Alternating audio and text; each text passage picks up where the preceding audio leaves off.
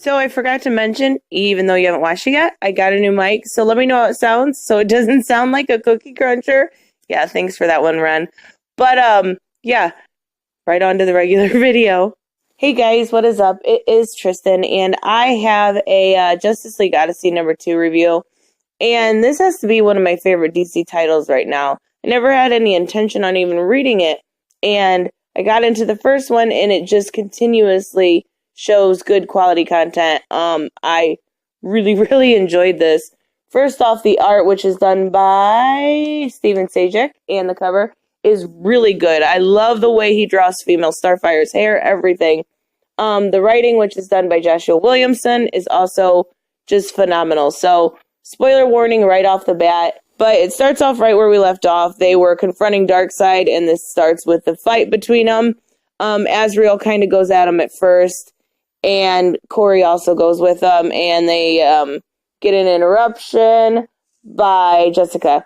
And Jessica kind of puts him in this almost snake choke hold thing, which he breaks right out of and yells at Jessica. She's not even supposed to be there. It's just supposed to be these other three. And Jessica looks so good in this. I must say, like, the way he drew her, I am in love with. Anyway, okay. So then Victor comes up and he kind of gets testy with him. Honestly, Victor gets testy through the whole thing, but he says, fine, if you're not going to believe me, then I'll show you.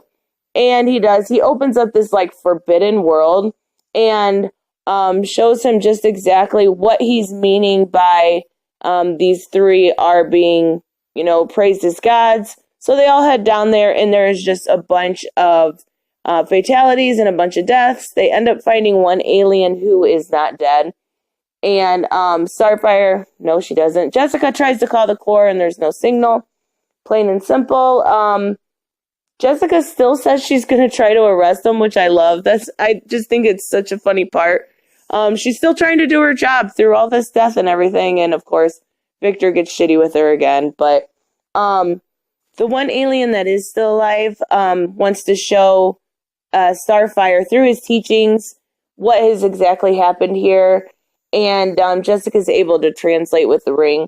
So he shows that his whole life they've worshipped Corey, and they worshipped her through kindness, love, family, and friendship until this demon came, which was Brainiac, and trapped them in limbo, which you can tell by the picture that it's just like similar to the bottle city of Kandor. So they're trapped in this glass, they're bottled up, they're thrown from there when the Justice League freed them, and they just have famine, and basically they're calling it purgatory. And then they say these angels arrive, which it looks to me like they're not angels, but they're parademons because they come down and just kill everybody. So the angels or parademons or whatever they end up being are looking for something. And they're looking for a small relic that the alien is calling a key to the universe. And he collapses then after telling this. So Starfire kind of comforts him. Starfire comforts him. And he ends up dying, but while Starfire is holding this old relic, trying to read, well, as he's dying, she learns his language, so she's able to read part of what is on the relic. And then once he's dead, she kind of goes over this and realizes that there's more than one language on here. So once she starts reading the one language, something starts happening. This relic almost attacks Starfire.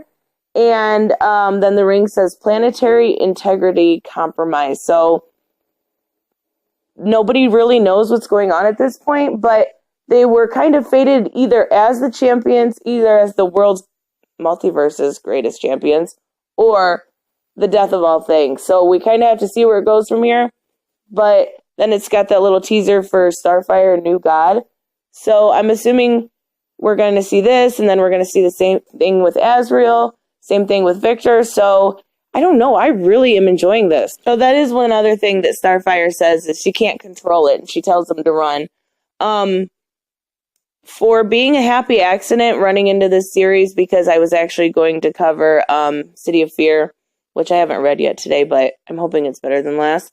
But this is really good. This is honestly my favorite right now in the DC universe, just because it would normally and almost always be Red Hood and Batman, but I've just been kind of disappointed with the last ones, but this is definitely worth the buy. I really, really like the art style. I really like the storytelling, and I'm curious to see where they're going to take the Azrael route, because he's still, since I've been a kid, one of my favorite characters. One of my favorite characters. There, I said it correctly.